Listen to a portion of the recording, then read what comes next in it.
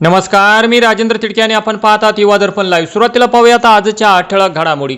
बारामती पोटनिवडणूक, सुनेत्रा पवारांची उमेदवारी दाखल, ऐतिहासिक मताधिक्याने विजय होणार, एनसीपी भाजप शिवसेनेचा ठाम विश्वास। बारामती पोटनिवडणुकीत उमेदवार देण्याचा काँग्रेसला पूर्ण अधिकार, शरद पवार। काँग्रेसला कळायला पाहिजे महाराष्ट्रात नंतर काय त्रास होईल हे त्यांना दिसेल, बारामती निवडणुकीवरून पार्थ पवारांचा इशारा। आणि इराणच्या सर्वात मोठ्या गॅस क्षेत्रावर इस्रायलचा मोठा हल्ला। आणि आता बातमीपत्र बीड जिल्ह्याचं आणि राज्यातील इतर घडामोडींचं सविस्तर। बीड जिल्हा पोलीस दलातर्फे नागरिकांशी थेट संवाद साधत त्यांच्या तक्रारींवर तात्काळ कार्यवाही सुनिश्चित करण्याच्या उद्देशाने संवाद QR कोड प्रकल्प हा उपक्रम दिनांक 6 फेब्रुवारी 2025 पासून प्रभावीपणे राबविण्यात येत असून या प्रकल्पाला नागरिकांकडून उत्स्फूर्त प्रतिसाद मिळत आहे। आतापर्यंत एकूण 4000 तक्रारी प्राप्त झाल्या असून सर्व तक्रारींवर 24 तासांच्या आत कार्यवाही करून त्यांचे निराकरण करण्यात आले आहे। या उपक्रमाअंतर्गत विविध सार्वजनिक ठिकाणी QR कोड उपलब्ध करून देण्यात आले आहेत। नागरिकांना आपल्या मोबाईलद्वारे QR कोड स्कॅन करून थेट ऑनलाईन तक्रार नोंदविता येते। त्यामुळे पोलीस ठाण्यात प्रत्यक्ष जाण्याची गरज न पडता वेळ व श्रमाची बचत होत असून तक्रार नोंदविण्याची प्रक्रिया अधिक सुलभ झाली आहे। प्राप्त प्रत्येक तक्रारीची गांभीर्याने दखल घेऊन संबंधित पोलीस अधिकारी थेट संपर्क साधून आवश्यक ती चौकशी व योग्य ती कायदेशीर कार्यवाही करण्यात येत आहे। पोलीस अधीक्षक श्री नवनीत कामत यांनी नागरिकांना आवाहन केले आहे की संवाद कोड प्रकल्प हा नागरिकांसाठी सोपा आणि प्रभावी मार्ग आहे। कोणतीही समस्या, तक्रार किंवा सूचना असल्यास सदर QR कोड स्कॅन करून त्वरित नोंदवावी। तसेच कोणतेही बेकायदेशीर कृत्ये, अवैध धंद्याबाबत माहिती देण्यासाठी याचा वापर करावा। माहिती देणाऱ्या नागरिकांची ओळख पूर्णपणे गोपनीय ठेवली जाईल। तरी या उपक्रमाचा जास्तीत जास्त वापर करून स्वतःची समस्या वेळेत सोडवून घेण्याची तसेच सुरक्षित व जबाबदार समाज घडविण्यास सहकार्य करावे असेही आवाहन पोलीस अधीक्षकांनी केले आहे।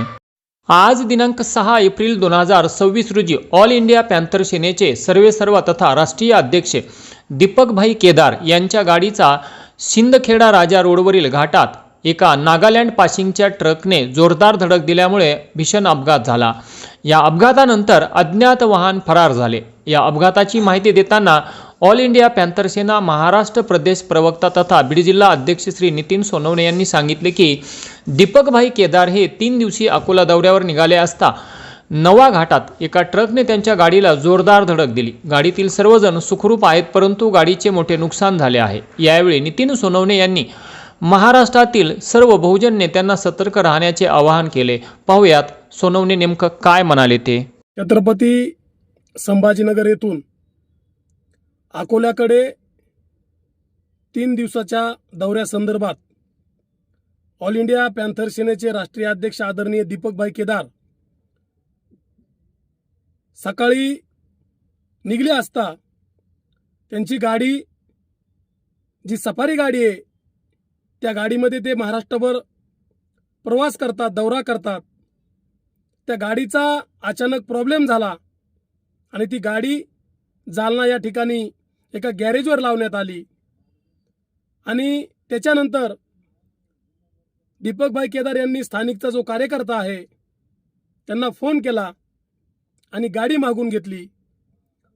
तात्काळ लागलीच कार्यकर्ता त्या ठिकाणी गाडी घेऊन आला आणि त्या गाडीमध्ये दीपकभाई केदार आणि सहकारी सिंदखेड राजाकडे जात असताना नवा या घाटामध्ये एका ट्रकने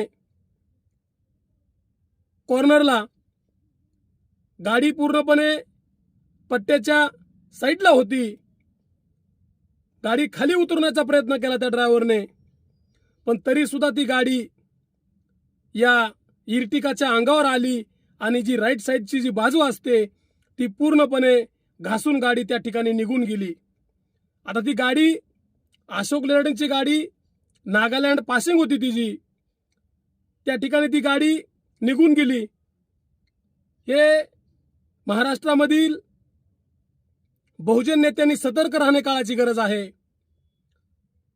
आपण बघताय महाराष्ट्रामध्ये महाराष्ट्राचे उपमुख्यमंत्री असलेले कुठून कुठं गेले आणि कसा अपघात झाला या संदर्भातलं CCTV फुटेज व्हायरल या ठिकाणी होत नाही। आपल्या बहुजनांची जी मुलं आहेत, बहुजनांचे जे नेते आहेत, सोशल मीडियाच्या माध्यमातून जे या ठिकाणी आवाज करतात, शेतकऱ्यांचा आवाज बनतात, अन्याय अत्याचारावर आवाज करतात, या नेत्यांना संपवण्याचं काम या ठिकाणी हे मनुवादी वृत्तीचे लोक करत आहेत. त्यामुळे मी ऑल इंडिया पॅन्थर सेना राज्य प्रवक्ता या नात्याने महाराष्ट्रामधील सर्व बहुजन नेत्यांना आवाहन करतो की रात्रीचा प्रवास करू नका, 4-5 सहकारी सोबत ठेवा विश्वासातले, ड्रायव्हर हा अनुभवी ठेवा, कारण येणारा काळ हा गुलामीचा त्यांना आणायचा आहे आणि तो जर गुलामीचा काळ जर आपल्याला येऊ द्यायचा नसेल तर आपण सजग राहिलं पाहिजे. अंबाजोगाई येथील स्वराती वैद्यकीय महाविद्यालयात पदव्युत्तर शिक्षण घेत असलेले निवासी डॉक्टराने गळफास लावून आत्महत्या केल्याची धक्कादायक घटना घडल्याने एकच खळबळ उडाली आहे. आत्महत्या केलेल्या डॉक्टरचे नाव मंदार दाभाडे असे असून ते स्वराती वैद्यकीय महाविद्यालयात निवासी डॉक्टर म्हणून पदव्युत्तर शिक्षण घेत होते. तर ते अंबाजोगाई शहरातील चेन्नई परिसरातील रोहिदास नगर येथे भाड्याने राहत होते. दरम्यान त्यांनी आपल्या राहत्या घरात गळफास घेत आत्महत्या केल्याचे उघडकीस आले. घटनेची माहिती मिळताच पोलिसांनी तात्काळ घटनास्थळी धाव घेत पंचनामा केला आणि मृतदेह पुढील वैद्यकीय तपासणीसाठी पाठवून देण्यात आला. या आत्महत्येमागील नेमके कारण अद्यापही स्पष्ट झालेले नाही. याबाबत पोलिसांकडून पुढील तपास सुरू आहे. दरम्यान एका तरुण डॉक्टरच्या अचानक निधनामुळे वैद्यकीय क्षेत्रात हळहळ व्यक्त केली जात आहे. तसेच या घटनेमुळे स्वराती वैद्यकीय महाविद्यालयात देखील शोककळा पसरली आहे. पोलीस या प्रकरणाचा अधिक तपास करत असून आत्महत्येमागील कारण लवकरच स्पष्ट होण्याची शक्यता वर्तवली जात आहे. आत्महत्येची दुसरी घटना बीड शहरात घडली. बीड शहरातील शाहूनगर भागातील पंडित नगर येथे राहणाऱ्या एका 31 वर्षीय तरुणाने पंख्याला गळफास लावून आत्महत्या केल्याची घटना आज सकाळी उघडकीस आली. सदरची घटना ही काल रात्री घडली असून आज सकाळी मृताच्या भावाला तो लटकलेल्या अवस्थेत आढळून आला. घटनेची माहिती मिळताच शिवाजीनगर पोलिसांनी घटनास्थळी धाव घेत पंचनामा केला. तर आत्महत्या केलेल्या तरुणाचे नाव जयदत्त रामकिसन शिंदे असे असून त्याने आत्महत्या का केली हे अद्याप स्पष्ट होऊ शकले नाही. पोलिसांनी त्याचे प्रेत उत्तरीय तपासणीसाठी बीड जिल्हा रुग्णालयात दाखल केले होते. तर पुढील तपास शिवाजीनगर पोलीस करत आहेत. पुणे येथे नुकतेच आयोजित केलेल्या महाराष्ट्र गौरव रत्न पुरस्कार 2026 मध्ये कला आणि सांस्कृतिक क्षेत्रात उल्लेखनीय योगदान देणारे मराठीसहित भोजपुरी चित्रपटांचे सुपरस्टार अभिनेते डॉक्टर महेश कुमार यांना सन्मानित करण्यात आले. मराठीत वामा आणि भोजपुरीत मातृदेवोभव असे एकाच वेळी 2 भाषात 2 सुपरहिट चित्रपट देणारे एकमेव हिरो म्हणून त्यांच्याकडे पाहिले जाते. डिसेंबरमध्ये उत्तर प्रदेश आणि मार्चमध्ये बिहार सरकारकडूनही त्यांना सर्वोत्कृष्ट अभिनेत्याचा पुरस्कार प्रदान करण्यात आलेला आहे. या सत्कार समारंभानंतर बोलताना डॉक्टर महेश कुमार म्हणाले की बीड जिल्हा हा कलाकारांचा बालेकिल्ला म्हणून ओळखला जातो आणि आता या पुरस्काराने त्यावर शिक्कामोर्तब झाले आहे. याची कृतज्ञता वाटते. तर महाराष्ट्रातील 13 कोटी जनतेला विनम्र अभिवादन करून हा पुरस्कार माझे सर्व चाहते आणि माझ्या बीड जिल्ह्याला समर्पित करत आहे असेही ते म्हणाले. आणि याचबरोबर आजचं बातमीपत्र संपलं. उद्या पुन्हा भेटू काही नव्या आणि ताज्या घडामोडींसह. तोपर्यंत पाहत राहा युवा दर्पण लाईव्ह चॅनल. लाईक करा, सबस्क्राईब करा आणि खाली दिलेल्या बेल आयकॉनला प्रेस करा. तोपर्यंत नमस्कार.